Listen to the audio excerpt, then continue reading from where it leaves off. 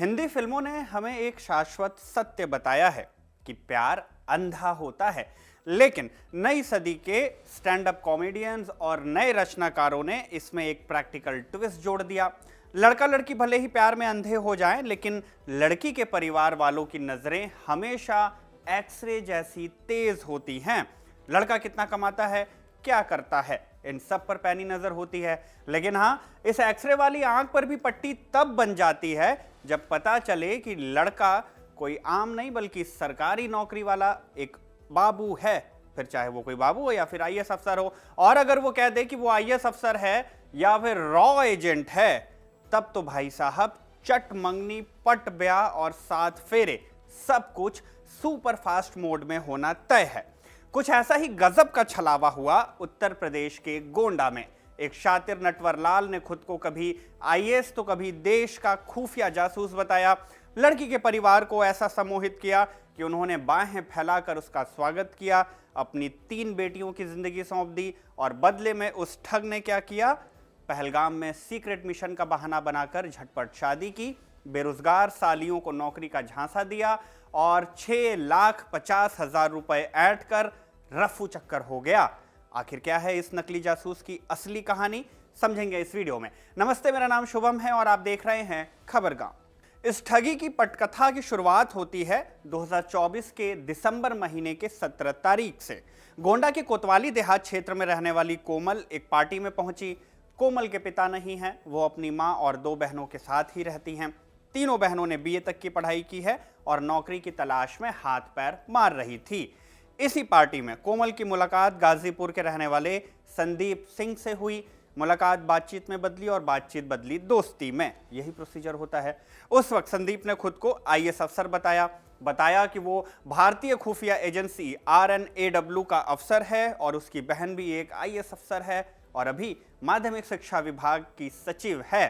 कोमल ने जब बताया कि वो और उसकी बहनें नौकरी की तलाश में हैं, तो संदीप ने दावा किया कि एक आईएएस होने के नाते वो आसानी से उनकी नौकरी लगवा देगा। इस एक आश्वासन से दोनों के बीच के रिश्ते और भी गहरे होने लगे।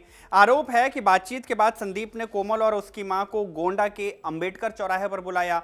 वादे के मुताबिक उन्हें उत्तर प्रदेश सरकार की मुहर वाली एक नियुक्ति पत्र सौंप दी। पत्र में लिखा था कि कोमल की नियुक्ति बस्ती जिले के गर्ल्स इंटर कॉलेज में क्लर्क के पद पर कर दी गई है। कोमल के अलावा संदीप ने उसकी दोनों बहनों को भी नौकरी दिलाने का वादा किया। बड़ी बहन को क्लर्क की नौकरी और छोटी बहन को दिल्ली सचिवालय में नौकरी दिलाने का वादा किया था, लेकिन इसमें खर्चा लगने की बात कहते हुए करीब 6.5 लाख रुपए उनसे ले लिए। अच्छा, कोमल को नियुक्ति पत्र देने के बाद संदीप ने शादी का भी प्रस्ताव रख दिया, ये कहते हुए कि पहलगाम आतंकी हमले के बाद हमें एक मिशन पर बुलाया गया है, लेकिन इसके लिए मुझे अपना मैरिज सर्टिफिकेट जमा कराना है, इसलिए हमें तुरंत ही शादी करनी होगी। अब भला ऐसे प्रपोजल्स को कौन ही मना करे? लड़की कैसे मना करे और लड़की का परिवार कैसे मना करे? लड़का RNAW का अफसर जो है। कोमल और उसका परिवार दोनों चट मंगनी पट ब्याह के लिए तैयार हो गए। इसके बाद संदीप RNAW के मिशन पर जाने की बात कहकर गायब हो गया। वहीं जब कोमल संदीप का दिया हुआ नियुक्ति पत्र लेकर गर्ल्स कॉलेज पहुंची, तो पता चला कि यह डॉक्यूमेंट तो पूरी तरह से फर्जी है और ऐसी कोई नियुक्ति हुई ही नहीं है। कोमल ने संदीप से बात करने की कोशिश की, लेकिन अलग अलग बहाने बनाकर वो दूर रहने लगा। परिवार वालों को शक हुआ तो उन्होंने जांच पड़ताल शुरू की। तब नहीं की, अब की। संदीप के पास मौजूद जितने भी डॉक्यूमेंट्स हैं उनकी जांच हुई तो पता चला कि वो ना तो आईएएस अफसर है, ना ही RNAW का कोई एजेंट। उसके सोशल मीडिया अकाउंट खंगाले गए तो पता चला कि भाई साहब पहले से शादीशुदा हैं, एक नहीं बल्कि 2 शादियां कर चुके हैं और अब कोमल से तीसरी शादी रचा ली। पता चला कि वो बस एक ठग है जिसने नौकरी दिलाने के नाम पर कोमल से शादी की और उसकी बहनों को नौकरी दिलाने के नाम पर पैसे ठग लिए।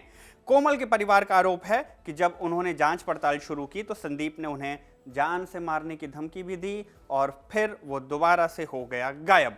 न कॉल्स कनेक्ट होती हैं, ना किसी नाते रिश्तेदार से उसके बारे में पता चलता है। इसके बाद क्या होता? परिवार पहुंच गया पुलिस स्टेशन और दर्ज करा दी शिकायत। अवगत कराने के थाना कोतवाली देहात के ग्राम बेनीपुरा की रहने वाली एक युवती द्वारा प्रार्थना पत्र दिया गया कि विपक्षी संदीप सिंह बग्गी पुत्र राधे श्याम सिंह निवासी थाना बिरनौ जिला गाजीपुर युवती से गोंडा में मिला तथा अपनी गलत पहचान बताते हुए कि वह एक रॉ ऑफिसर है तथा उसकी बहन भी एक आईएएस ऑफिसर है। ने युवती को अपने झांसे में ले लिया।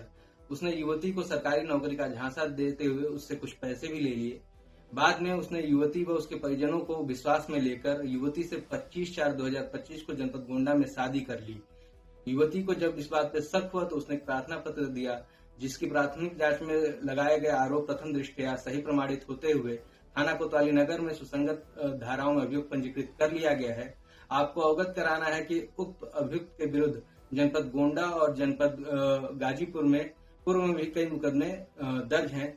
उक्त प्रकरण में साक्ष्य संकलन कर अग्रिम विधिक कार्रवाई प्रचलित। खैर, पुलिस ने संदीप के खिलाफ मामला तो दर्ज कर दिया, लेकिन 3 दिन गुजर जाने के बाद भी वो पुलिस की गिरफ्त से कोसों दूर है। शुरुआती जांच में बस इतना ही पता चला है कि आरोपी ऐसे छलावे करता रहा है, कभी खुद को आईएएस अफसर बताता तो कभी आरएनएडब्ल्यू का एजेंट, और इसी छलावे की आड़ में वो लोगों को अलग अलग तरह से ठगता है। इस घटना की शिकायत दर्ज कराए अब 3 से 4 दिन बीत चुके हैं, लेकिन पुलिस अब भी क्या कर रही है?